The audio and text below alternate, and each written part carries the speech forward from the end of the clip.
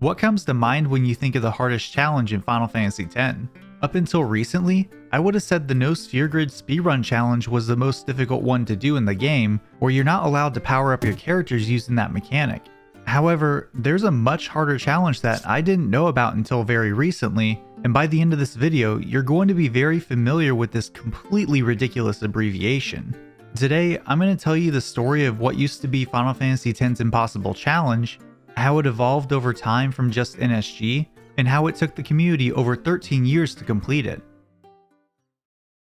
Before that, I want to tell you about today's sponsor, NordVPN. NordVPN has a bunch of tools that let you browse the internet not only the way you want, but safely as well. Some of the research I do for my videos leads me to vids that are blocked in my region, and that's incredibly frustrating since it can prevent me from having the most accurate information possible when covering topics like these. By using NordVPN, I can easily change my region and view content I wouldn't be able to otherwise. For my Brazilian viewers who can't access a legally distinct social media website because of a certain elongated muskrat, I'm sure you can relate. Use my link, nordvpn.com/drswell, and you can get a 2-year plan plus 4 extra months for a massive discount. Many of us are guilty of using the same password for multiple websites, and that makes us easy targets when it comes to our security. NordVPN has a dark web monitor that lets you know when your data and credentials appear on underground websites, and they also have something called NordPass that generates strong passwords and manages them for you, preventing these breaches from ever happening. If you want all of this and more, use my link or go to nordvpn/drswell for a huge discount. And if you're not satisfied, there's even a 30-day money-back guarantee. Thanks again to NordVPN for sponsoring this video. Now that I've received my bag of corporately sponsored gold, I want to say that some of the strategies I'm covering may not reflect the best methods by today's standards, since these are what the community worked out at the time. With that being said, we need to look at what this challenge looked like in the beginning before we cover the impossible one. Let's go back to March of 2002, over a year after FF10's Western release. Users on various internet forums were eager to share their accomplishments in the game, including fast playthroughs of NSG. If you're unfamiliar or need a short refresher, the goal of Final Fantasy X is to travel to various temples across the world of Spira and gather the Aeons to defeat Sin, along with a couple other final bosses. The route overall is very linear, with only a few detours needed if you're looking to do any side quests. Doing all this without the use of the Sphere Grid was more realistic than initially thought. Despite Tidus not having the flee ability to instantly run away from battles, all you needed was one character to get away from an encounter to continue the game. This was easily done when a character had a weapon with the first strike ability equipped, which allows them to go first in battle. Every challenge playthrough will get a Sonic Steel from Iwaka the 23rd in Macalania Forest, which gives Tidus that first strike ability. Dealing damage isn't a problem in the early game, but Aeons and Overdrives help players push through until reaching Moonflow. Riku joins the party at this point, and from here it's smooth sailing on Zishupaf. This is because Riku comes with the Use ability and the Mix Overdrive ability, which completely trivialize this challenge. Use lets you activate special items in battle, such as ones that inflict damage, mimic spells, and many other things. Mix takes this a little further and lets you combine a couple of items to give some broken effects. The ones most commonly used for the endgame are Trio of 9999, letting the party inflict that amount of damage, and Hyper Mighty G, giving the party Shell, Protect, Haste, Regen, and Auto Life. Being able to customize equipment further enables this strategy, allowing players to add things like Auto Phoenix to armor, reviving KO'd party members without wasting a turn. Even with these things in your arsenal, an NSG FF10 run still requires a ton of time and prep work, so you'll find yourself either stocking up on stuff to heal your party or stealing damage items from random enemies. All of this is done to handle the massive spike in difficulty with some of the game's boss fights, such as Evere, Seymour Flux, and of course Braska's final Aeon. Evere requires precise HP control since he automatically casts haste on himself after going below 10,700 HP. Seymour Flux is similar, where after his HP goes under 35,000, you have one turn to beat him before he uses Total Annihilation to wipe the party. Those two bosses were annoying, but they could still be handled rather quickly with trio strats. Braska's final Aeon, however, was a little more complicated. BFA has a massive pool of 180,000 hit points and 2 phases to go along with it, transitioning to the second one after losing 60,000 HP. There's also 2 U Pagodas which charge BFA's overdrive gauge, give a 1500 HP heal, and remove negative status effects from him. The main strat is to have Titus talk to BFA to skip the boss's turn twice, all while setting the party up with Trio and other buffs before damaging him. BFA does have a couple of annoying attacks like Jet Beam, which can petrify while also doing damage, but honestly Phase 1 is pretty easy and there's not a ton of danger here. Phase 2, however, is where the fight really begins. BFA changes out its single target regular attack for an area of effect attack that hits all party members. This attack is always used on the first turn, so the NSG fight needs to have a way to handle this without dying. Thankfully, that's why we have Aeons.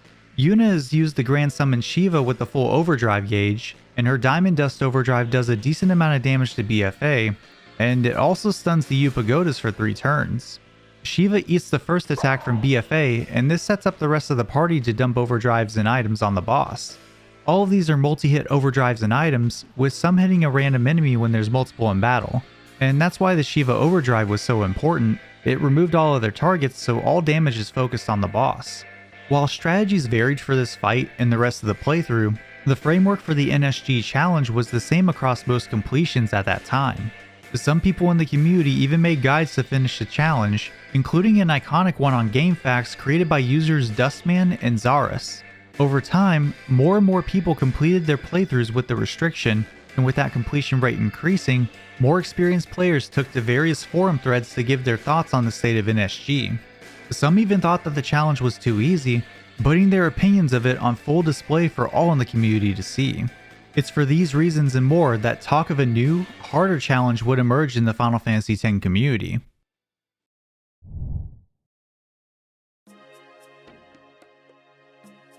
Closer to the end of 2002, a guide was posted to GameFAQs by a user named Gestal. Alright, really quick, do you all say facts or FAQs?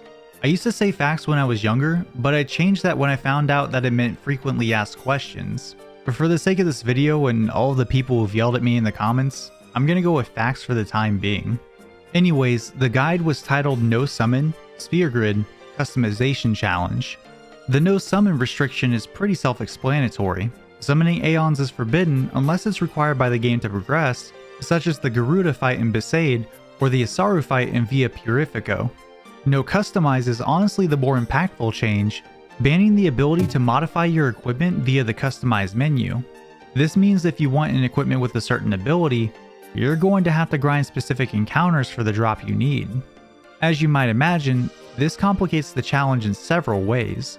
Starting at Makalania Temple, the Seymour 1 boss is just one of several that become more difficult with the additional restrictions. Once you get past Phase 1 and fight Anima, you can really feel the impact that No Summon has. Instead of being able to tank Anima's overdrive attack with an Aeon, you now have to beat the boss before it wipes your party. Turn-wise, this is a close fight, but with a good blend of buffing, attack items, and Riku's overdrive, you can still get through. Going against Seymour in Phase 3 is also tough as he'll use level 2 black magic spells twice in a single turn. Titus has the Thunder Shield from a chest in Thunder Plains, so Thundera doesn't do damage to him at all. However, the rest of the party is vulnerable to these and the rest of Seymour's spells, so a bit of luck and precise play are needed to get through this smoothly. Similar to NSG, the next big barrier in this run is Evere. I mentioned that there were already issues in NSG with the boss due to him auto-hasting below a certain HP threshold and being able to wipe the party with Poison Breath. The main strat to deal damage in this fight and later fights was an odd one, as it involved getting 99 underdog secrets from Rin on the airship by having all the Albed primers. For those familiar, only primers 1 through 21 can be obtained before the Evere fight, so players would have to use another save file that has the rest of the primers through an Albed compilation sphere. 2 underdog secrets are mixed in the Evere fight to use Sunburst, inflicting almost 20,000 damage to the boss and making quick work of him.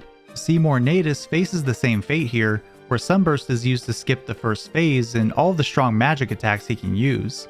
After this point, Trio becomes available and strategies start to look more like regular NSG. However, some different strategies included playing Blitzball to get Wakka's attack reels overdrive, then using that to deal as much damage as possible in the later fights.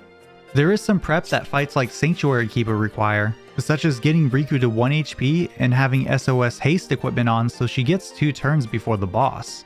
A Chocobo Feather is used here to give Waka a turn before Sanctuary Keeper, and an opportunity to do an attack reels before he wipes the party. All is good with this strategy until reaching Braska's final Aeon, where things are a little different this time around. Without multiple pieces of first strike equipment and Aeons to keep the party safe, going into phase 2 just results in BFA swinging his sword and getting a quick game over. Since you can't customize equipment, another first strike weapon has to be considered here, which is Orin's Masamune. To get this, you need the Mars Crest and the Mars Sigil. One you get in the Mihin High Road from a treasure chest, and the other requires you to unlock 10 area or species creations in the monster arena. This involves defeating monsters with weapons which let you capture them, and most of these are easy to get, but there are ones which have a ton of HP and require in-depth strategies to capture. There's a whole guide dedicated to capturing fiends while under this restriction, further showing how ridiculous it is to do. Once that's done and the true power of the Masamune is unlocked, all that needs to happen is one more grind for some SOS haste equipment from Bashura's and Mount Gagazet, and this allows the party to act faster in the BFA fight, getting enough turns to beat the boss. The idea is the same from the NSG challenge: set up trio, make sure the U pagodas are out of commission, then use items and overdrives to beat BFA into the ground. It's not exactly known who all completed this challenge first, but people such as Gestal, Hyprofant, and True DFX all contributed to the development of the guide, making the challenge open for all to take on. Compared to NSG on its own, the main difference in completing this challenge was patience, especially in the end game. Stealing the items you need, getting the correct equipment drops, and capturing monsters can take many hours to complete. If you had the time and ability to deal with the bad luck, this challenge wasn't that bad. Much of the early discourse when it came to a normal playthrough, and even some of these restricted challenges, came down to Riku and how easy she made the game. Some would even say that Riku ruined the overall experience of these NSG categories, and it would be more impressive if someone could beat the game without her overdrive.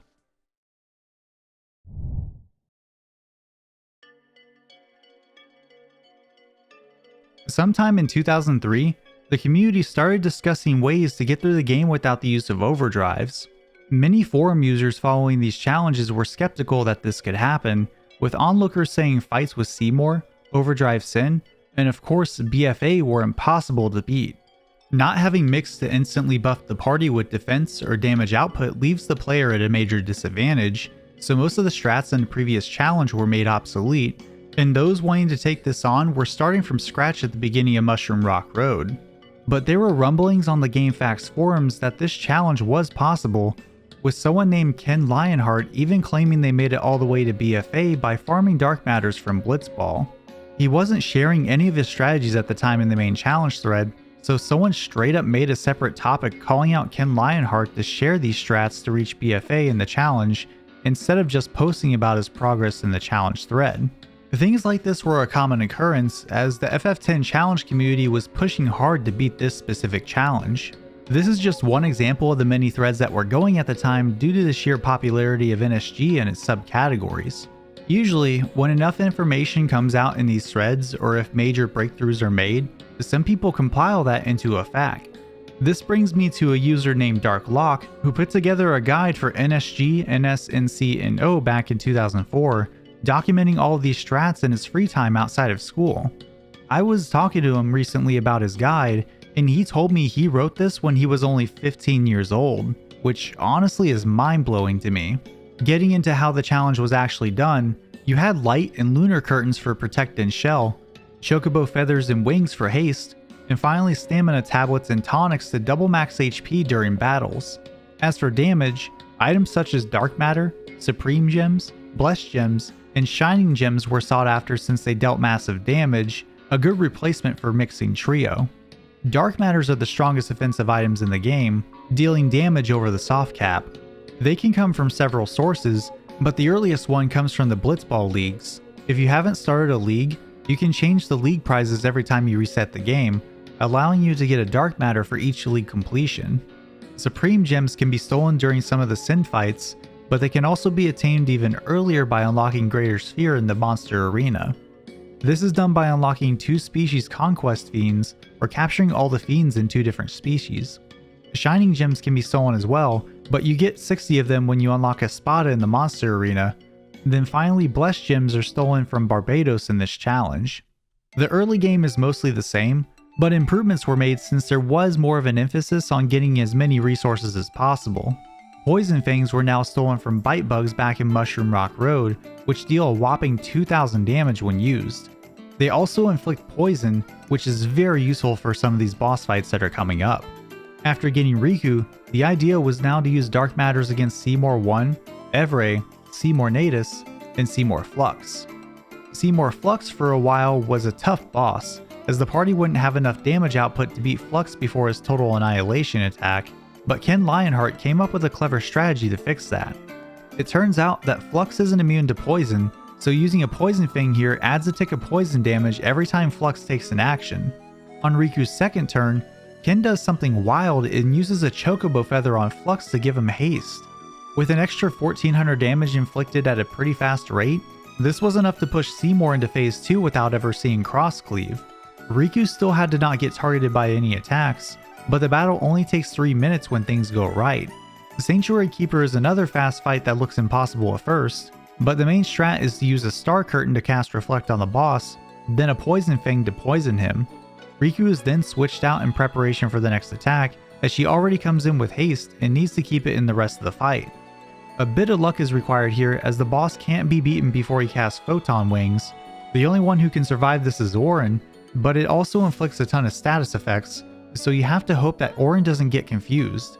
Confuse Ward equipment helps with these chances, and once you get through that barrier, Riku comes back out, tastes the party, and then uses Shining Gems until the fight's over. Up until now, the only real challenge has been BFA when it comes to these restricted playthroughs, but another boss that packs a serious punch now is Yunalesca.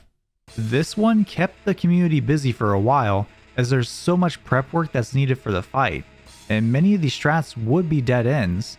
But as 2004 was coming to a close, there was one which popped up from a user named Thundaka that looked promising. Before going into the fight, as noted in DarkLocke's guide, players needed a bunch of holy waters, high potions, phoenix downs, fire gems, 99 chocobo wings, light curtains, lunar curtains, and star curtains.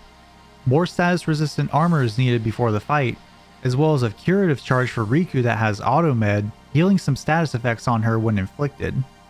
This is the longest fight in the game up to this point, with Yunalesca having a whopping 132,000 HP between 3 different phases. Phase 1 is safe, but slow, as it requires a ton of setup for the next 2 parts of the fight. Reflect is needed on Riku for when she steals stamina tablets from the boss, since Yunalesca counters with sleep when stolen from. Then, it's all about buffing the party and doubling their max HP with the stamina tablets Riku just stole. Phase 2 is the reason why the increased HP is needed, due to Yunalesca zombifying the party, then casting healing spells such as Regen and Cura on them. Riku actually has to die here, because if the Regen spell bounces off of her, Yunalesca will just heal off any damage you inflict, making players start the fight all over again. Once revived and buffed up again, it's a cycle of using holy waters to occasionally remove zombie, healing is needed, then dealing damage with shining gems. For phase 3, things really slow down to a crawl. Having to balance removing zombie to not take damage from Yunalesca's healing spells, but also keeping zombie on to avoid mega death is a ton of work. The openings to deal damage only come around once every several turns, so this part of the fight can take nearly 20 minutes by itself. And take a turn out of order or perform an incorrect action, you'll find yourself in a situation you likely can't recover from. With a little patience and a few shining gems though, this fight was eventually conquered by the community. When talking to DarkLocke about this point during the history of the challenge, he told me that beating Yunalesca was a very proud gaming moment for him. While he can't remember who was able to beat her first, True DFX, Ken Lionheart, Thundaka, and himself were all very close in their completions. Moving into the endgame, the requirements were still about the same before fighting Sin, getting some equipment for Riku, getting Masamune for Auron, and unlocking the Greater Sphere for the 60 Supreme Gems. For the rest of the fights before prepping for BFA, the Sin battles were still a joke. However, Seymour Omnis was a little more complex, as not only did you have to cancel out his multi-Faraga, but also deal with the Dispel before he casts Ultima and wipes the party. Bringing most of the party in with 1 HP is the strat here, and by starting out with Riku's Victorious and then switching to an SOS Haste equipment, you deal with the fire damage and not have the haste removed from the Dispel.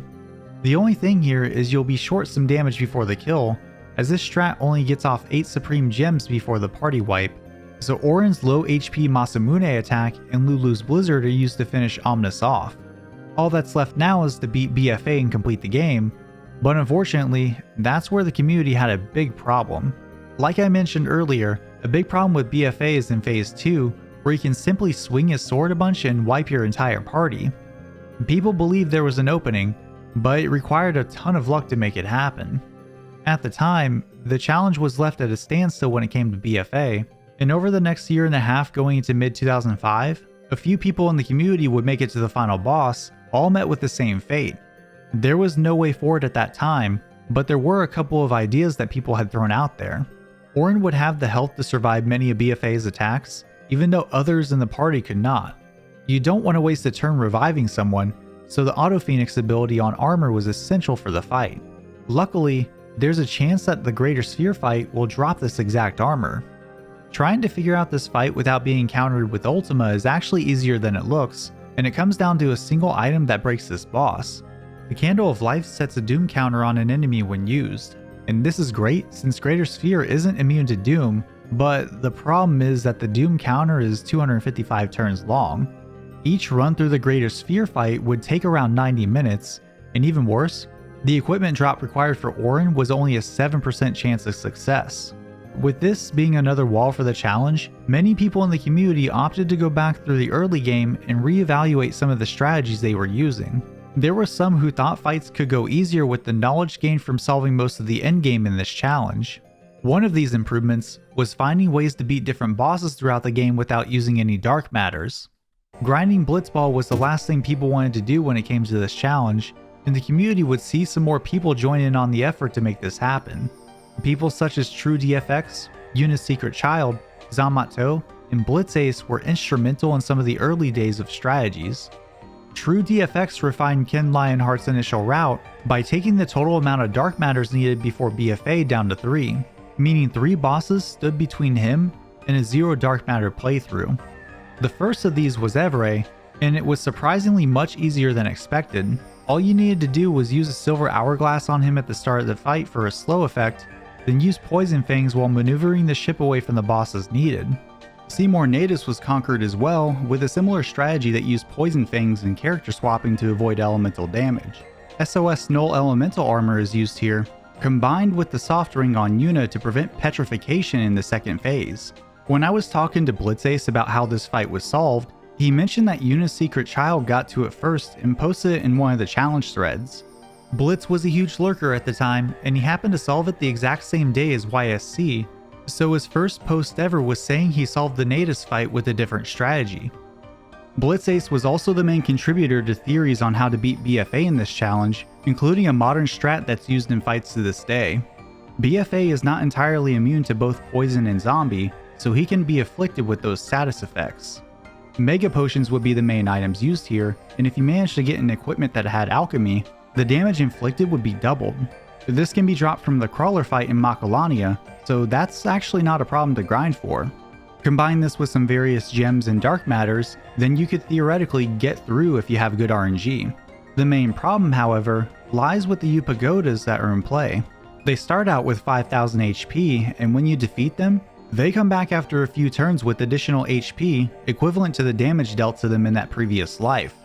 When both U-Pagodas are alive, they will use Power Wave, which heals BFA by 1500 hit points and cures all negative status effects.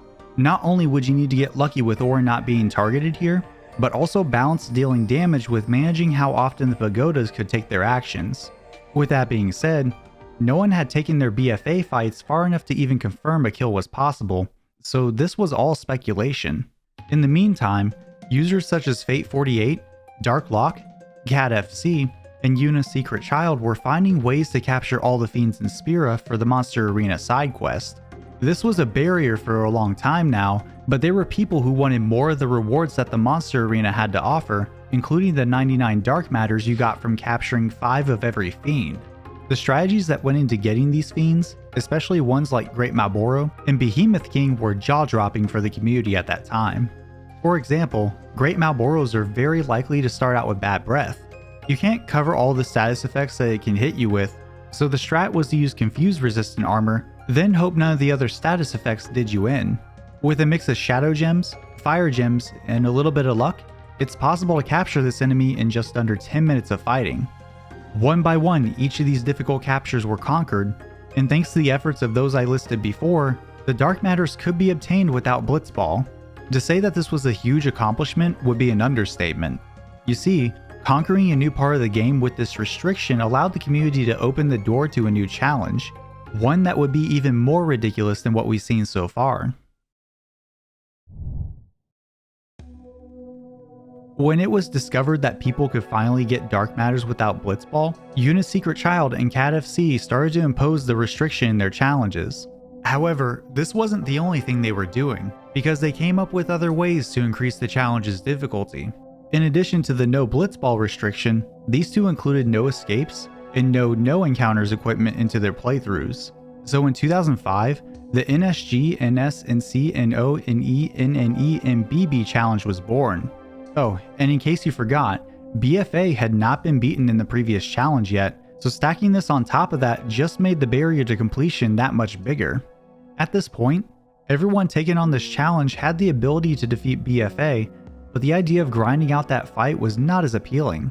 Everyone spearheading the challenge loved that they could come up with clever strategies to push their runs forward, and with BFA, while the solution was clever, it was extremely frustrating since beating the boss was completely up to chance. It's important to note that much of the conversation and progress that was documented during this time now only exists in posts from other sites or the facts themselves. GameFAQs did not have an archival system prior to 2008, and inactive threads would be purged from the site with no way to ever view them again. Threads in general also only had a cap of 500 posts before they were automatically locked and a new one had to be made. So this meant that the earliest surviving one on GameFAQs was the 34th iteration of the NSG challenge thread that started in late 2007. There was some discussion that survived outside the main threads before that point, such as a thread on NeoSeeker's forums that started up in July of 2006. In addition to YSC and CadFC, others such as Blitzace, Twin Finality, Gangsta L, Enigma Gamer, and Mace22 were all taking on this challenge. As time went on, Blitzace was occasionally doing attempts to beat BFA, getting a personal best of being about 30,000 HP away from a win. Many other users were making their way through the challenge, including one new to the scene who went by the name of Black Rhinoa. Black Rhinoa started her grind with the new challenge sometime in late 2006 and quickly made her way to BFA. In February of 2007, she was claiming to be really close to a kill, getting BFA down to 13,000 HP before getting hit with a sword swipe, ending her run. That wouldn't stop her though, because she kept doing attempts, and 3 months later, on May 30th of 2007, Black Rhinoa posted on the main challenge thread that she had finally beat BFA, and gave a detailed account of how she went about it. The community was ecstatic with her claim, as the challenge had a ton of participants and was well known for being unbeatable. She continued to talk on her win with another post the next day, but as she kept trying to describe the fight, more veteran players started to notice that what she was saying didn't seem quite right. One of these was the consistent recount of Riku getting 3 turns in before BFA got his turn. According to many players of NSG challenges, this was impossible given the amount of agility Riku had, with her only getting 2 turns before BFA getting a turn in the phase 2 turn rotations. After much discussion, and the fact that people around this time were posting their challenge attempts to YouTube, if she didn't have some sort of picture or recording, the community would not recognize her win against BFA. Even her record status of being the closest to a BFA win would be called into question that January, as a veteran community member by the name of Soulspark had shared with others over MSN Messenger detailed reasonings on why her BFA attempts didn't add up. Everyone active in the NSG challenge thread came to an agreement. They believed she made it to the BFA fight, but couldn't confirm the validity of her attempts. So in January of 2008, Blitzace was listed as the record holder. However, another player I mentioned earlier by the name of Enigma Gamer came in and noted his attempt that made it to 24,000 HP remaining, So this attempt was the one to beat instead of Blitz Aces. From early 2008 and onward, attempts at the top level would slow down a ton, and even though more and more people were attempting FF10's hardest challenge each day, many would fall off before getting close to BFA. Over the next couple years, NSG challenges became a lot less popular and people would move to general challenges such as beating the game with a single character. In 2010, the NSG-based challenges would fall into these general challenge threads, marking the end of an era for that side of the community. Much of this was due to the younger crowd growing up, taking on jobs or going to college, and others just moved on to different games, looking for something new. 4 more years would go by, and it was the 10-year anniversary of this challenge being created. On November 2nd, 2014 at 10:25 a.m., Zamato would post a new topic that would shake up the Final Fantasy X challenge community in a way that's never been done. A user by the name of Elpain Bianco, also known as Luki1, messaged Zamato, claiming to have beaten BFA in the challenge. No one had heard this person before, so naturally one would be skeptical when reading a message like this. However, this person came with not only the claim, but video proof of the win. The footage is a bit dated, with a webcam being pointed at the TV screen, but it shows the exact strats that Blitzace and the rest of the community used in their attempts.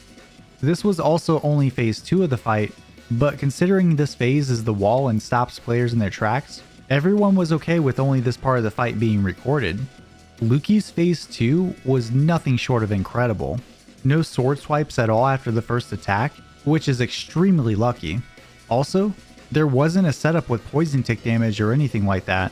Luki only did damage by using dark matters, a strategy less favored as it's very inconsistent. Back on the forum, Luki even talked about some of the effort it took to grind out the required equipment, convincing the community that this was the real deal. There was nothing but praise in the thread for the unknown player, who likely had lurked the forums for a very long time.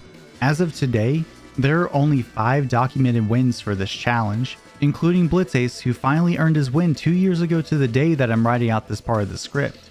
The effort that has been put into this challenge by this community has been nothing short of incredible, and I think it's amazing that people were willing to come up with creative ways to beat this game in ways that people didn't think were possible.